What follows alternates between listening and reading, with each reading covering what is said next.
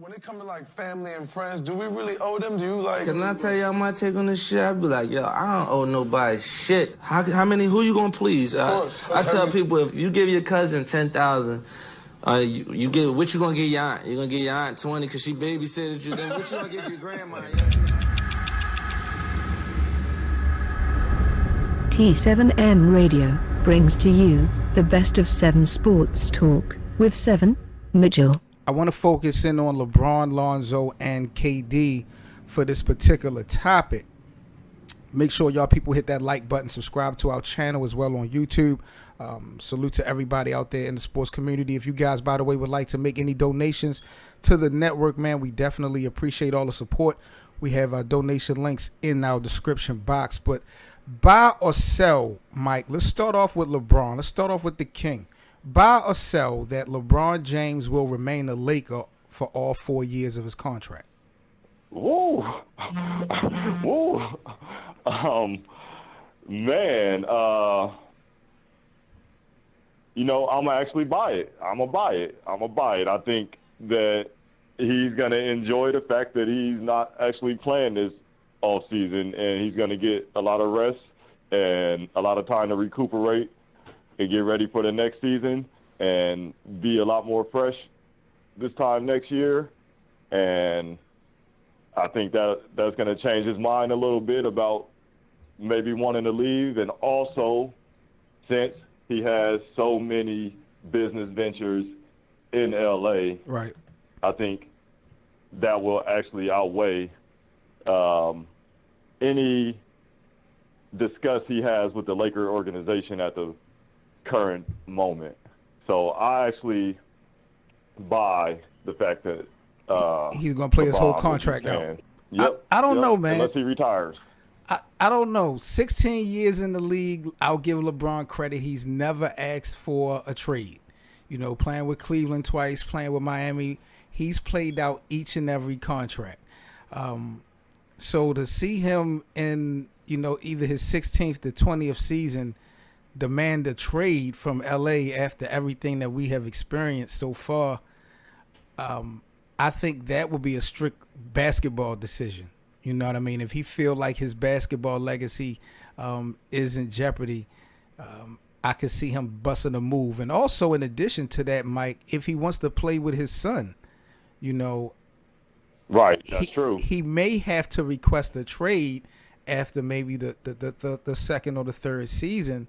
I think that fourth season might be an option for him. I'm not quite sure, but it's tough. But I mean, I'm just so shell-shocked about the Lakers and LeBron not making the playoffs this year. I want to throw some things at you real quick, Mike, about the last time LeBron. Do you realize that the last time LeBron James missed the playoffs, first of all, Snapchat, Instagram, iPhones did not even exist. That's number one.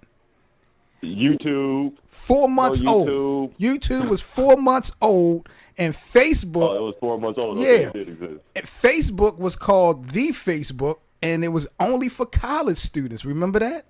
I do not remember that. Yes. When Facebook first came out, it was called The Facebook, and only college students had access to it. Drake was still on the cast of Degrassi and hasn't even released any music the last time LeBron James missed the playoffs.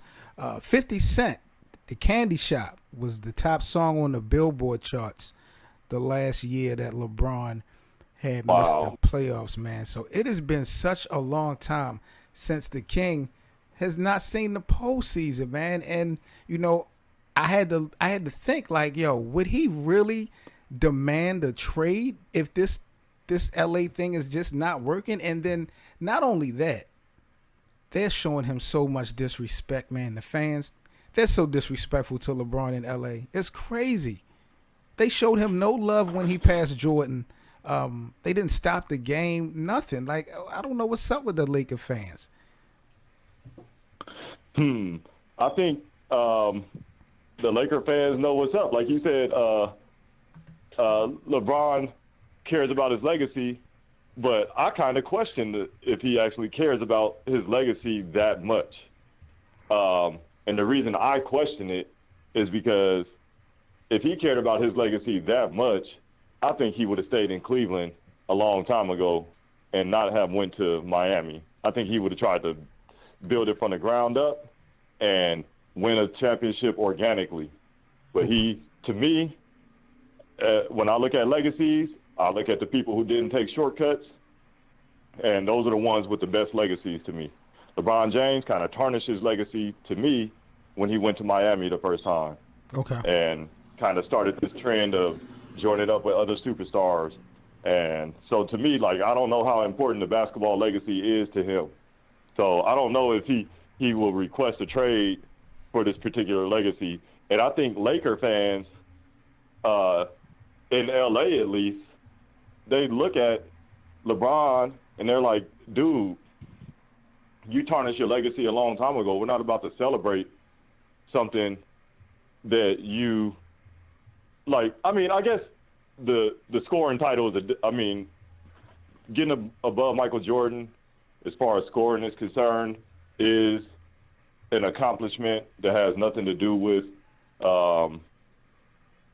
going to super teams and things like that. Right. So maybe they could have gave him a little more love on that, but I think the lack of love comes from his inorganic championships that he won, and just like the Laker fans may feel like he came to LA to use them for his career after basketball. I think they sense the inauthenticity. I don't even know if that's a word, but I feel like they sense the fact that it's not completely genuine, and they're not going to show him no love for it.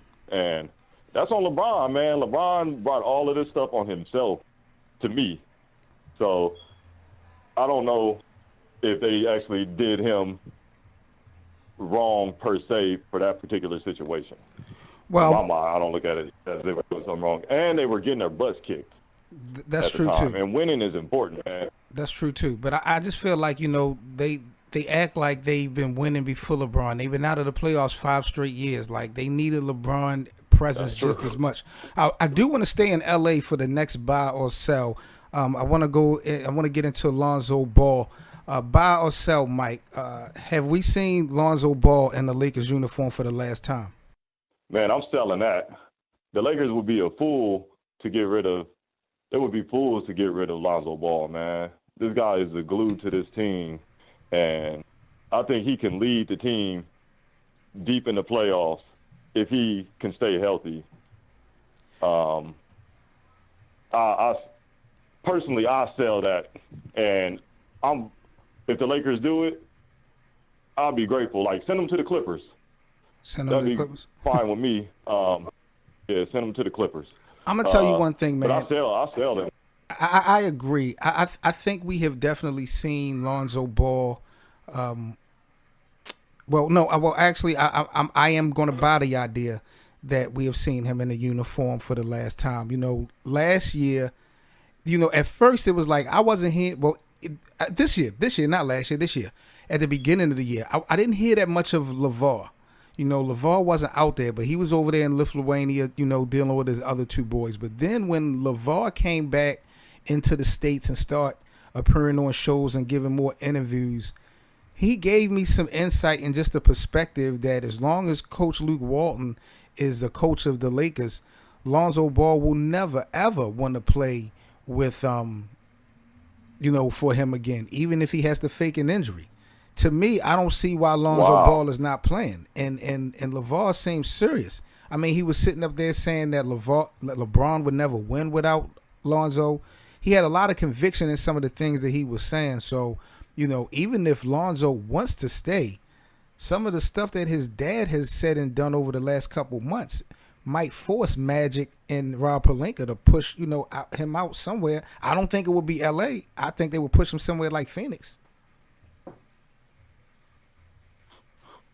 Right. And then so you don't think that they're trying to get rid of Luke Walton, that they're going to get rid of Luke Walton at the end of the year? Yeah, I think they will get rid of Luke Walton as well. I think that's by default. But I don't think that it's a situation with the Lakers that, okay, it's get rid of Luke and keep Lonzo. Lonzo is just as much as a liability as an asset because in all reality, as far as the presentation that we've gotten in the last 2 years, for someone that's a number 2 draft pick, it's been more hype than actual action, due to injuries and all that too. But he is kind of under progressed than what we kind of expected coming out of the draft. So if they can find somebody better, if they can wrap him up in the trade with AD like they tried to do midseason, you got to get rid of him. I think Luke is gone regardless. But, I like Lonzo and LeBron. But I wouldn't be surprised if Luke or Lonzo are gone from L.A. when the season is over with.